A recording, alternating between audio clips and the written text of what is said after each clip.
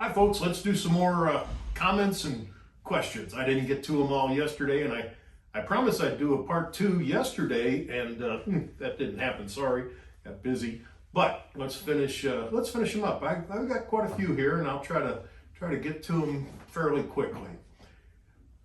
At Gregory Tio 2788, Mike, great vids.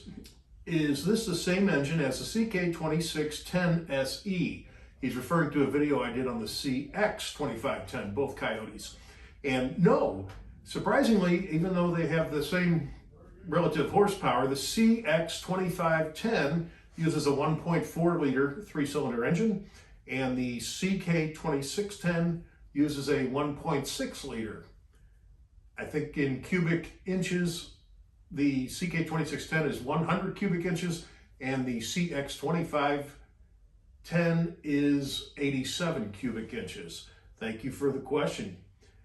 David Hosmer, 1424, Dirt Perfect on YouTube, has a relationship with Hyundai. He loves his track loader that he is testing. I don't know if he's aware of the Coyote source. He's talking about, I mentioned that our track loaders and skid loaders, skid steers, track steers that are made by Daedong Coyote are also rebranded and sold to Hyundai as Hyundais.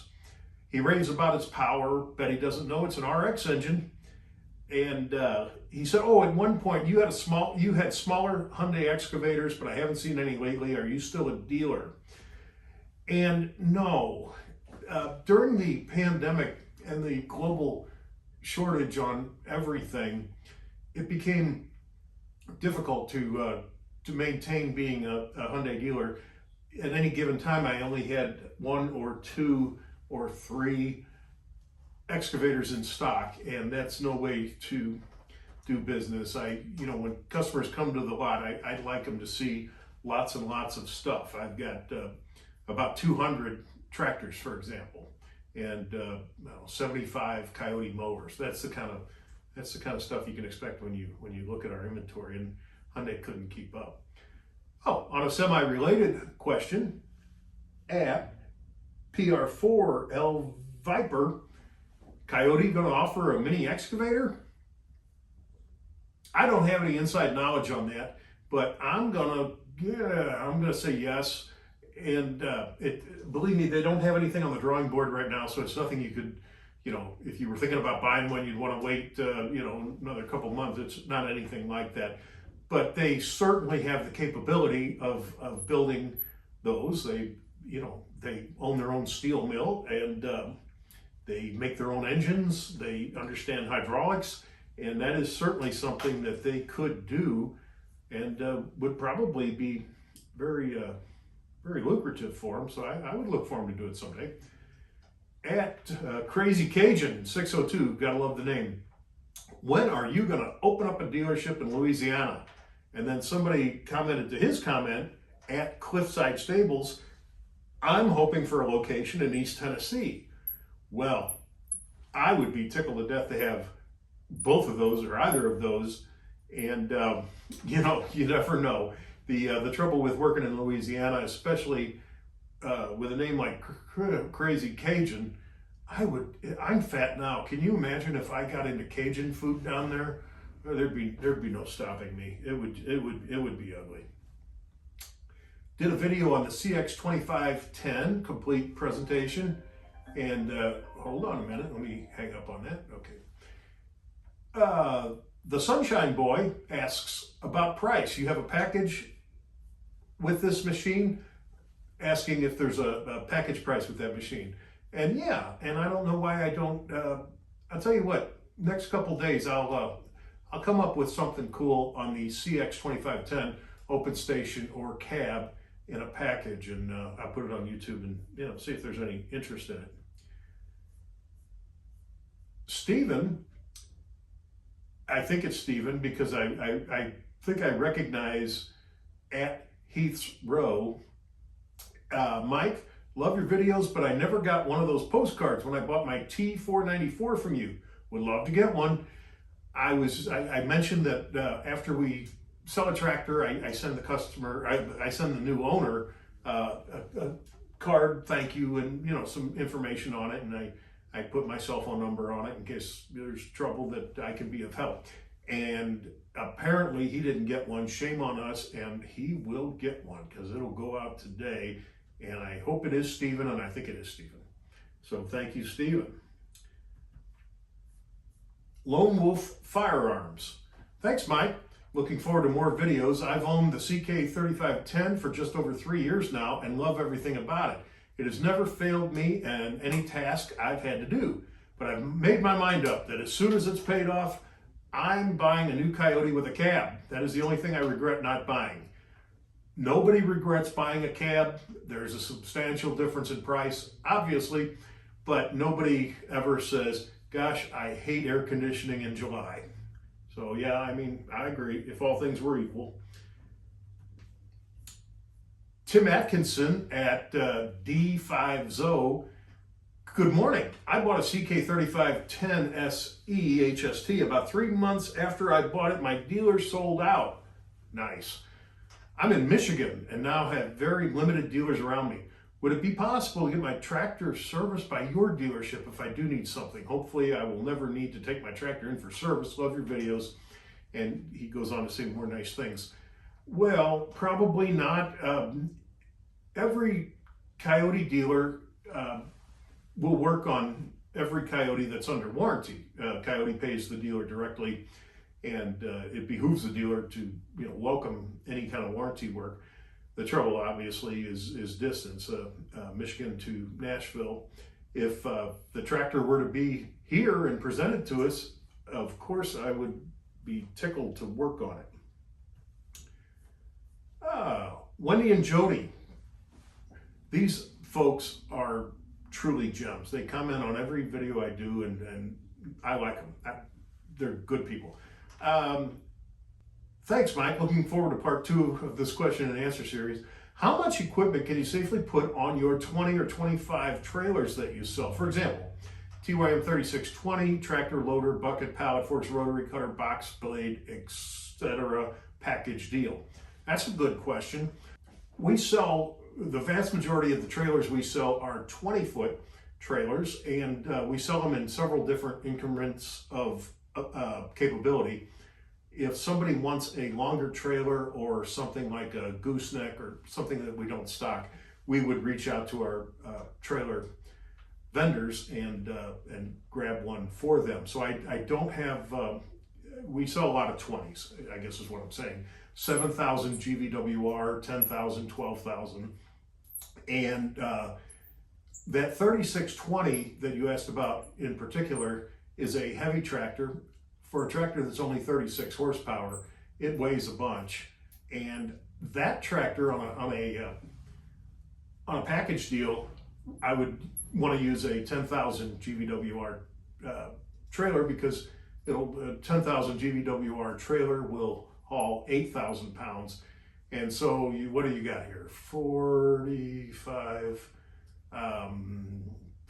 48, 58, 65. It's about 6,500 pounds of equipment there. So clearly it couldn't work on a 7,000 pound trailer, but it would do well on a 10 or a 12. And as far as size wise, 20 feet is surprisingly, we can do a lot with 20 feet. If we sell somebody a package deal and they bought, rotary cutter, like a 6-foot rotary cutter, 6-foot box scraper, pallet forks, whatever, we would deliver the tractor, or if the folks were picking it up, it would be stacked like this when they got here. The bucket would be off of the loader. The pallet forks would be installed in its stead. The bucket would then be on the pallet forks and strapped to the pallet forks. The box scraper would be in the front of the trailer, all the way up against the front rail, and then the bucket / pallet forks would be set down on the box scraper with wooden blocks as insulators, and then the rotary cutter and everything would fit. It'll hang off about 8 to 12 inches, and if that really bothers people, the rear wheel on the rotary cutter could always be swung over so it wouldn't hang off over any. if a lot of folks ask about backhoes, are they, what size trailer do they take? They're probably one of the smallest length of implements you can get, because they swing 90 degrees to the side. So yeah, the backhoes take up very little room. I hope that answers your question. If not, ask again and I'll try harder. At Ibutarik,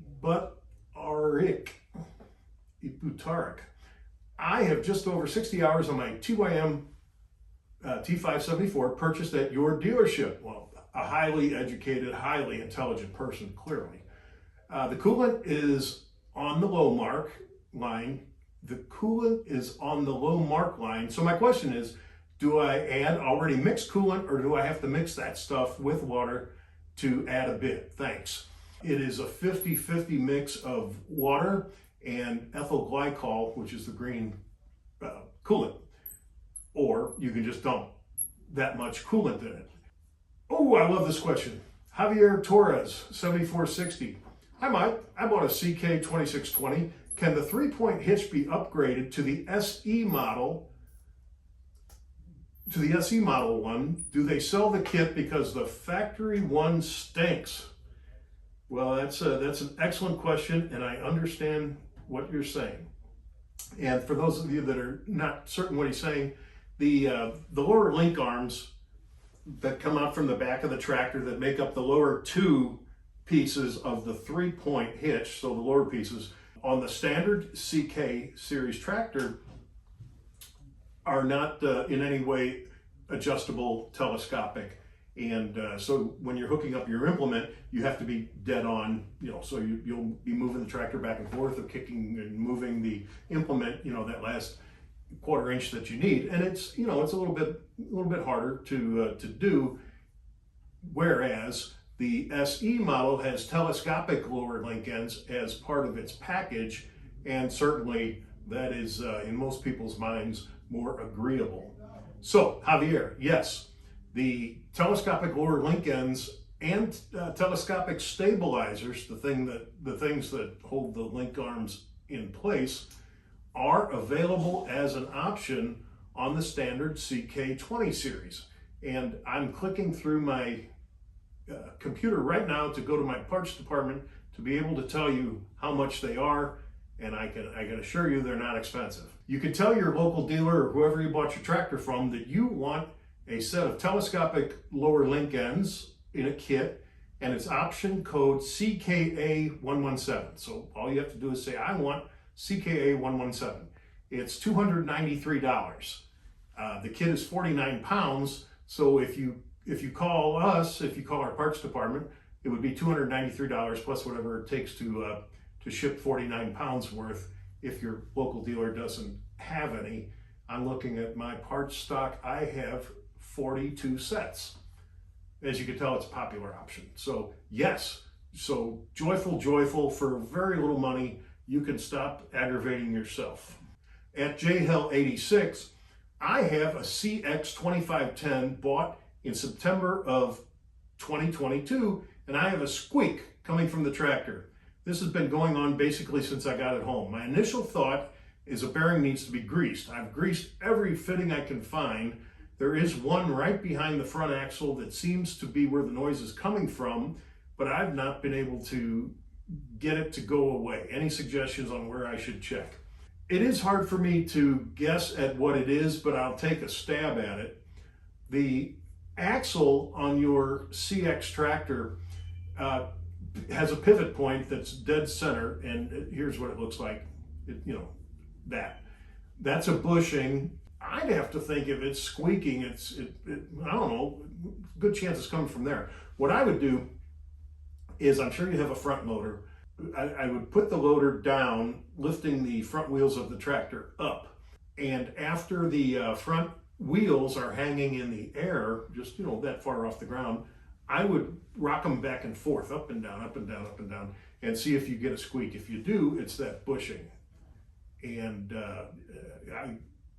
it's not a thing I hear of, but there's, that's the one place under there that gets a lot of movement, and I'm just taking a stab at it. that's about it for today. I appreciate it. And I like doing these, and I appreciate the fact that so many people will write in questions and comments. Thank you very much for all the folks that did. I hope this was helpful or enjoyable or whatever. Thanks for watching my video.